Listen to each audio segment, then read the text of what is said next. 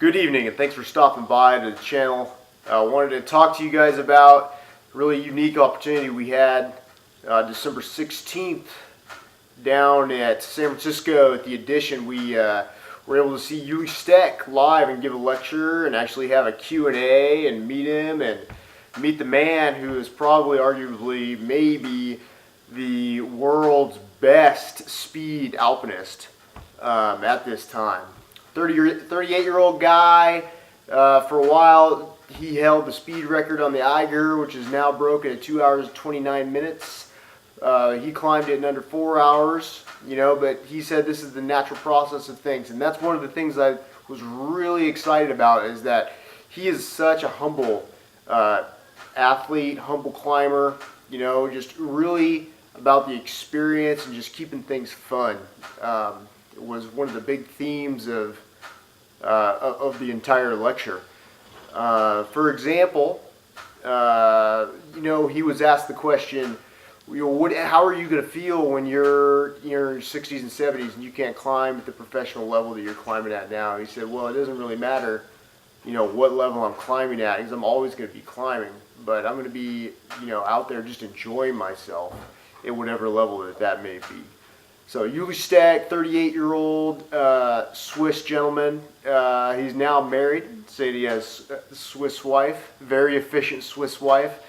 Really fun to hear him talk about his personal life. He comes from humble backgrounds as a carpenter. And it was really interesting to hear him talk about how, Swiss wife, very efficient, wants him home on time. So his solution to be able to climb big mountains and get home on time was you just have to climb faster. So you just pack your backpack and power bar for the day, climb the Eiger North Face, and then you can be home by 6 p.m.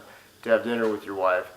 So that was really cool to be able to get a little bit of insight into that. And then he also talked about his experience on 8,000 meter peaks and taking the theory of fast alpine style climbing to these 8,000 meter peaks such as Choyono and Everest and things like this. And in 2011, he climbed Shishapangma in alpine style. And 10 days later, he went to Choyu and summited there. And after he came down to Choyu, he said, well, we already have the license, so let's go ahead and try Everest. So they went to Everest, and he said, well, we're going to try and climb this alpine-style speed climbing. Let's go ahead and just try to go from Camp 2 on the North Face all the way to summit and back down same day. And so he said, okay. So we went out, and from Camp 2, went up, and at 8,700 meters, he could just tell he was unusually cold, just really cold, and he couldn't feel his feet.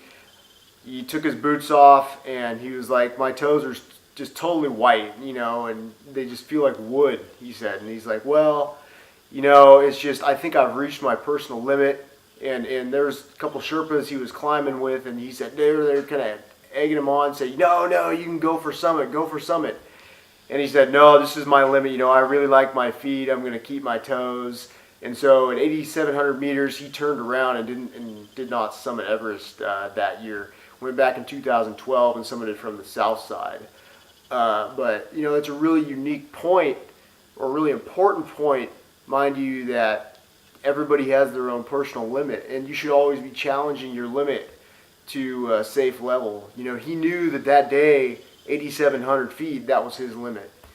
And it's just really nice to be able to hear somebody say, don't compare yourself to anybody else out there in the climbing community. And that can be universalized into life itself. You shouldn't be comparing yourself to other people on a daily basis, where you can get out there and set personal goals for yourself, achieve those goals, and move on. Maybe that goal is to be able to jog for 1 mile. And maybe that's your personal limit. If you could just jog for 1 mile and you reach that goal, and then you say, okay, well, I've jogged for 1 mile, maybe I'll set a new goal and jog for 2 miles. So, just some really good philosophy coming from Ueli Steck. It was also interesting to hear him talk about his solo Annapurna ascent. where he actually lost his high altitude mitten and still continued the ascent up the mountain and summited. He said he was only up there for 1 or 2 minutes because he had to get back down before the sun rose and hit the ice wall, so that he could actually, so the ice didn't turn mush on him and he could actually get down the mountain safely. And he actually down climbed quite a bit of that face because he only carried 160 meter rope with him, so he could be light and climb it in alpine style.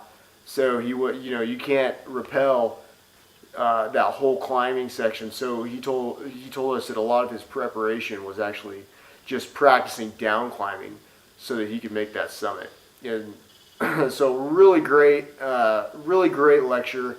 You got to meet the man. It was a great Q&A afterwards, and then we had an opportunity to actually go ahead and see him, and he was signing some really great mountain hardware posters for everybody. And so really great, probably once in a lifetime experience for me to meet Ueli Steck and experience just a true alpinist who just understands, that he understands the concept of humanity and being able to look at yourself and set goals for yourself and achieve those goals in a very reasonable, realistic way. So check him out on YouTube. Google him, Ueli Steck, alpinism. Take a look at him, and if you ever get the opportunity to meet the man, I highly suggest that you go to one of his lectures.